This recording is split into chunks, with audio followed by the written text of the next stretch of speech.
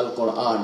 পৃথিবীতে একটাই গ্রন্থ, যেই গ্রন্থের ব্যাপারে তার গ্রন্থকার স্বয়ং নিজে যেই কথা সূচনাতে ভূমিকাতে বলেছেন, পৃথিবীর অন্য কোনো গ্রন্থ এমন নয় যেই গ্রন্থের সূচনাতে এমন শক্ত কথা কেউ বলেছেন বা বলার দুঃসাহস করেছেন। একমাত্র কোরআনে কারিমের শুরুতেই এমন মজবুত কথা। এই গ্রন্থের মূল্যায়নের ব্যাপারে, শ্রেষ্ঠত্বের ব্যাপারে এই একটা কথাই যথেষ্ট, যে কথা আল্লাহ তাআলা সূরা বাকারার শুরুতে বলেছেন। সুবহানাল্লাহ। কি বলেছেন? বিসমিল্লাহির রহমানির রহিম। আলিফ লাম মিম।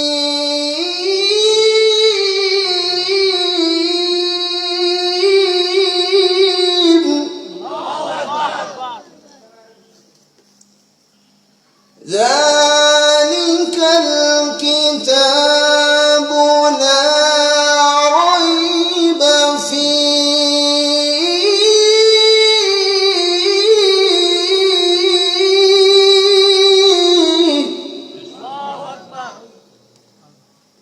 হুদাল লিল মুত্তাকিন।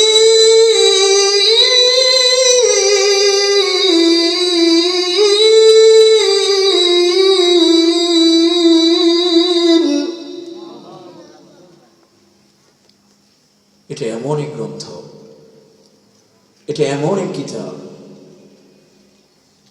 যে গ্রন্থের ব্যাপারে কোনো ভুল থাকা তো দূরের কথা, ভুলের কোনো সন্দেহ, কোনো অবকাশ নাই। সুবহানাল্লাহ। এই কথা পৃথিবীর অন্য কোনো গ্রন্থের ব্যাপারে আছে কিনা আমার জানা নেই। ভুল তো দূরের কথা, ভুল থাকার কোনো সন্দেহও নাই, কোনো অবকাশও নেই। অথচ অন্য যত গ্রন্থ আছে, আমি বহু গ্রন্থ পড়েছি, ওখানে লেখা থাকে এরকম, ভুল থাকাটা স্বাভাবিক, যদি থাকে পাঠক মহোদয়ের কাছে যদি ধরা পড়ে জানালে পরবর্তী সংস্করণে শুধরে নিব, কৃতজ্ঞ থাকিব। কথা ঠিক না বেঠিক? কিন্তু কোরআনের ব্যাপারে কি স্পষ্ট কথা। এই কোরআন সম্পর্কে আজকে আমরা অল্প সময়, এই কোরআনের ইতিহাস, কোথায় কোরআনের বাড়ি, এভাবে আমাদের পর্যন্ত কিভাবে আসলো, কার মাধ্যমে আসলো, কেন কোরআন আসলো দুনিয়াতে, এবং এই কোরআনকে মহব্বত করলে, ভালোবাসলে লাভ কি হবে, এই বিষয়গুলো সংক্ষেপে আপনাদের নলেজে দেওয়ার চেষ্টা করব।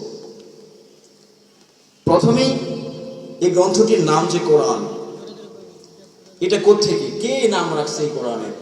কোরআন যে আমরা বলি এই গ্রন্থটির নাম, গ্রন্থকার তো গ্রন্থের একটা নাম দেয়।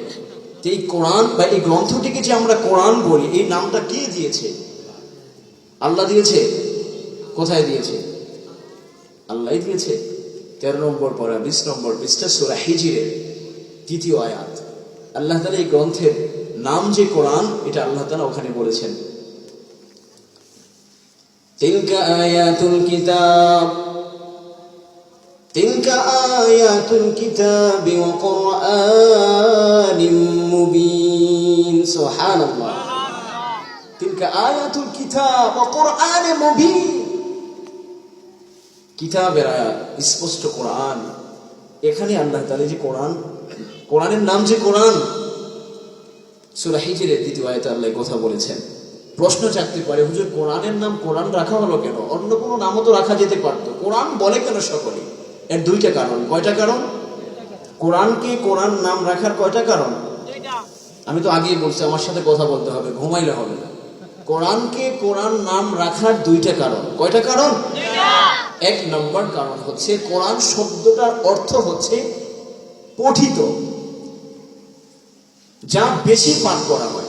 পৃথিবীতে এই একটাই গ্রন্থ এমন, যেই পরিমাণ তিলাওয়াত এটা করা হয়, সে হোক পুরুষ হোক মহিলা, হোক যুবক হোক বৃদ্ধ, সর্বশ্রেণীর সর্বস্তরের মানুষ যেই পরিমাণ তিলাওয়াত এই কোরআন